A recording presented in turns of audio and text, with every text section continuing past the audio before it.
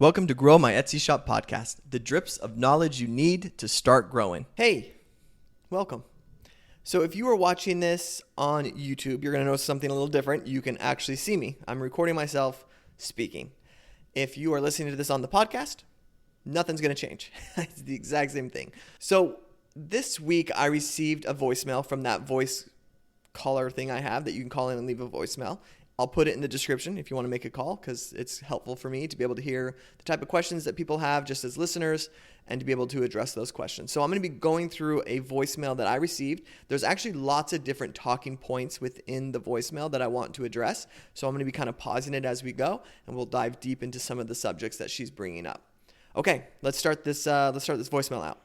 Hey, Jared, it's Vanessa from North Carolina. We've talked before. I'm an artist, and I make prints of nature, wildlife art, and I'm a fairly new store. I have 65 or 69 sales, something like that. But okay, she's right. A new store. So strategies change as you get further down the line because you can only make decisions when you're a new store based on what's in your noggin and the research that you've done. As you get further down, you get concrete data of what is working and what isn't working. And so you're sort of at that stage where you may feel like you're throwing spaghetti against the wall, and it's because you're supposed to be throwing spaghetti against the wall. This is your time to say, hey, I think I have an idea. Let's go bring it out and see if it works. If you listen to my podcast, you'll see I do this all the time. In fact, if you're watching YouTube, you're looking at me right now. Why? Because I'm trying something new. We're going to do it. We're going to see if we like it. We're going to see if other people like it. If it's not that big of a deal, it doesn't make it, great, we'll go back to the old-fashioned way. I just am throwing spaghetti against the wall. And that's what your mentality is when you're a new shop. You're doing something very similar. So let's see how this works out for her. I'm struggling with ads. I had been running ads, and since I sell the same product, it's all, prints of different birds or animals. It seemed like if I did 3 products, for example, it's like almost all of the money would go to one. So I started with 20, or maybe I did $10 for one ad, and then I think I did 20 for 2 or 3. But what's happening now is I'm getting a lot of views, but I'm not. Okay, seems like she's about to transition somewhere. So let's start with this. She said, she sells prints of animals. So she's like, realistically, I'm sort of targeting the same person with all my ads. Like whether they want a cardinal or a blue jay or some sort of other bird or animal or whatever, like I'm targeting people who have those prints. So the first thing you kind of want to think about in this scenario is like, how can I make these listings different? And a good way to do it is to say like, hey, I know that people who make nurseries, for example, they might want to have a bird-themed nursery. And so I'm going to create a listing that's dedicated to nurseries that has my birds. And they're going to be able to select which bird they want for their nursery to be hung up above their baby's crib or whatever. And now you have something that is still a bird print, but you're speaking to a specific person and showing your product to that specific person. And so that makes it a little bit different. It allows keywords to start reaching a different way and allows you to do what we're talking about before, which is just dabble and see if something takes off for you. And so you feel like instead of just like I'm throwing something up and I'm crossing my fingers and I'm hoping it sells, you're instead saying, well, look, I'm going to see if I can get the nursery people to buy into this. And you can do the same thing with kitchen decor or people hang, what is it? All of our moms did it.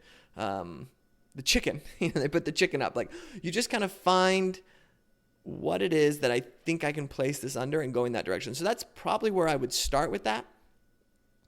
Yeah, it's probably where I would start with that. But let's also take another step back. She said, hey, I did one listing for $10. And then when I dropped in my other 2 listings, I put it up to 20, which is the right strategy, but it still spent all the money to the one. Now, if you have 3 and they are very similar, you're pretty much getting data when it's getting sent to the one. If the one isn't converting, then you would turn that one off and force the spend to the other 2. My guess is, though, you're going to see the exact same type of numbers that you're seeing already to the one because the product is so similar. So if the product isn't converting, it's not likely that the other ones are going to convert unless they're very different, right? But if they're like, hey, this one's a pigeon, who would ever paint a pigeon? This one's a pigeon, this one's a seagull, two worst birds on the planet. You might be able to land the seagull to a beach house. So if you target a beach house and then you're having beach house decor, Airbnb type stuff, you might be able to land that way. But if it's just someone searching for a bird print or nature print or whatever, that the data will probably be super similar. Okay, let's keep going. I'm getting a lot of views, but I'm not selling, and I have a good click-through rate, but not a good conversion rate. Whereas before, maybe 6 months ago, I did, and I haven't changed anything. So that's a strange one, but let's break it down together. So if you have a high click-through rate, now what is a high click-through rate, right? So when she says that could be subjective unless she kind of knows. So a high click-through rate, over 1.4. 1.4 is my bare minimum on ads that I would feel comfortable having on. So if she has a 2 click-through rate, that's pretty high for cold. But she then says, but I'm not converting. So what's the first thing we do? We're going to jump in to make sure we're sending the correct traffic to our listing. So a high click-through rate doesn't always mean it's the best traffic. So what you're going to do is you're going to look at the words that are associated with that ad set. And if they're very generic, for example, if they're very like art, prints, nature prints, let's just say she mentioned some of her prints might be nature, so that would fit. But if it's the bird and it's nature prints, we would start to lock in more on less inspirational keywords and more detailed keywords, more keywords that are very specific to what she is selling. That is going to bring the highest converting traffic, and we would only pay for the highest converting traffic during this scenario. And if your conversion rate from there is still low, that's when we focus on the conversion rate of your listing. We look at the listing itself. So there's 2 different ways to do this. Okay. Number 1, you can either go in and turn off the inspirational keywords and force it to only spend on detailed keywords and then cross your fingers and hope that starts selling. Or you can look at the keywords, and if they're like, for example, someone's searching for nursery art and you're like, oh, I guess my bird print could be nursery. What you would do is you would go in and you would make that listing really speak towards the nursery shopper. So show it in a baby's thing, break it all down, maybe even make it a little bit more woodland creature looking so that it really fits that kind of nursery vibe, and place that into your shop, or change the listing so that it focuses more on that, and then continue to run those ads. As you get those nursery clicks, you would hope that now you're speaking more to the buyer. So you essentially can go 2 different directions. One is force the listing to find your specific buyer, or 2, match the buyer that you believe is coming in.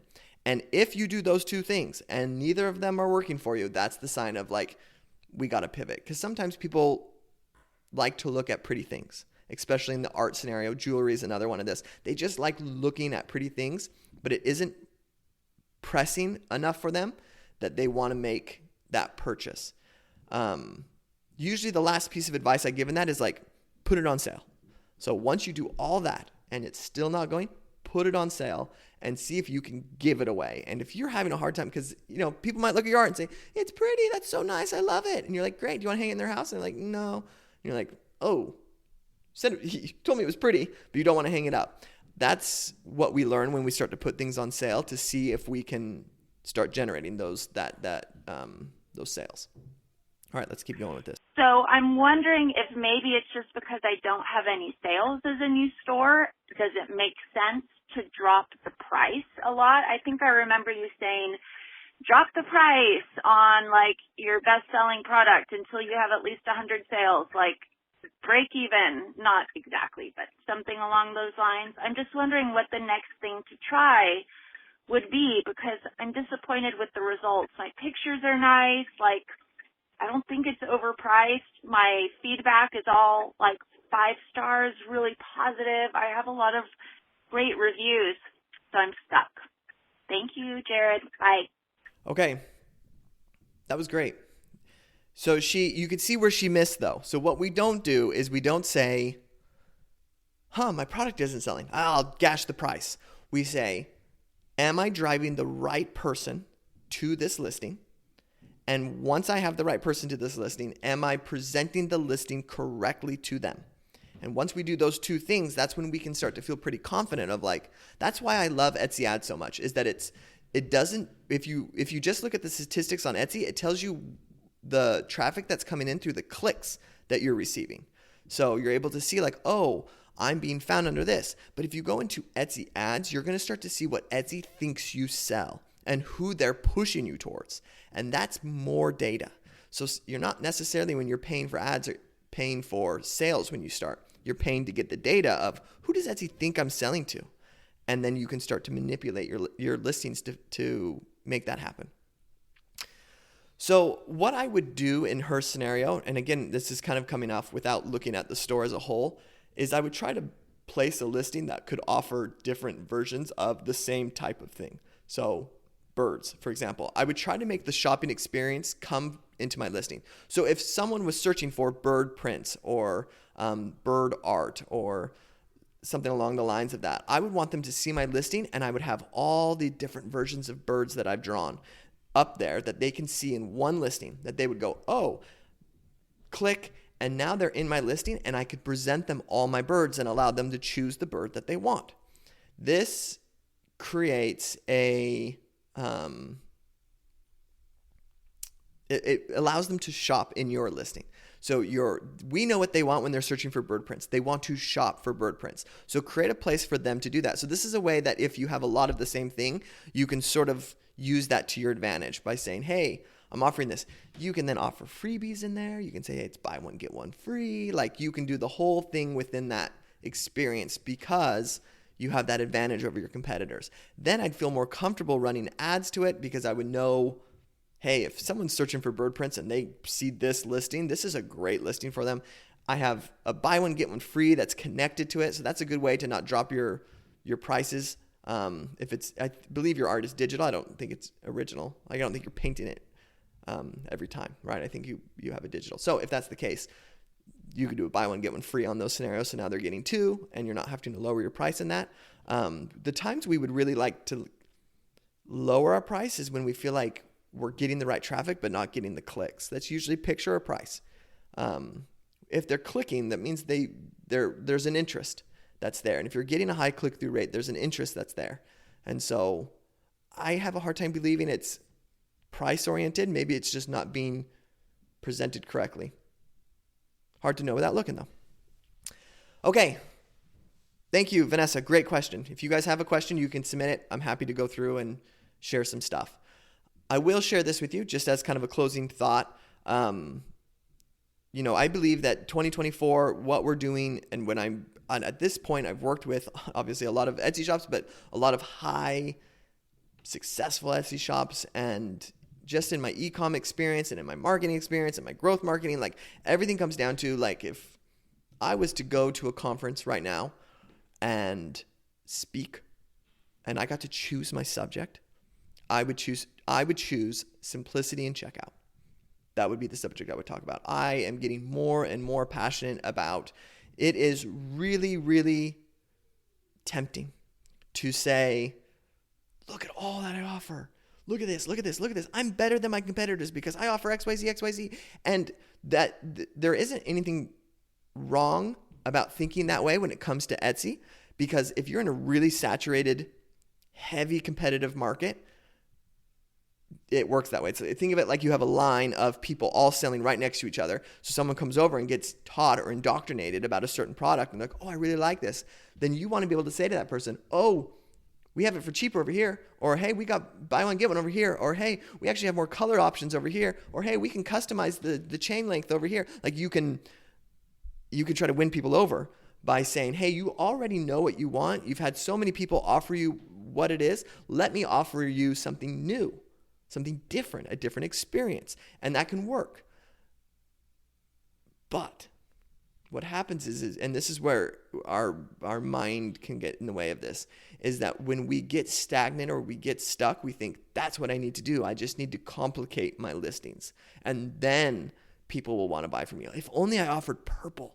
If I offered a purple, that's what will make people buy from me. And I just am, the more and more I get into data, the more and more I look at this, the more and more I work with big brands, I can see they are masters of simplifying checkout. That's what they're good at. They're good at telling you what it is that you want. So that's going to be my parting note with you, as we've kind of been just discussing conversion rates in general, is simplify what you can do. And so I'm currently working with someone right now who they offer a lot of customization in what they do. Lots of customization.